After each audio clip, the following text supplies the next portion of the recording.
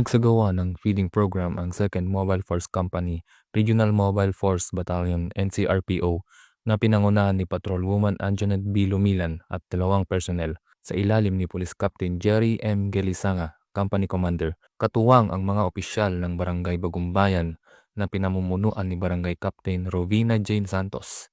Ginawa ang aktibidad sa Mahogany Homes, Calao Street at Tampok ang Boodle Fight Feeding, palaro at pamamahagi ng loot bags bilang bahagi ng pagdiriwang ng Children's Month. Layunin itong may padama ang pagmamahal, proteksyon at suporta sa mga bata upang sila'y lumaki sa isang ligtas at malusog na komunidad. Pinagtibay din ng 2nd Mobile Force Company ang advokasiyang Bagong PNP para sa Bagong Pilipinas, serbisyong mabilis, tapat at nararamdaman.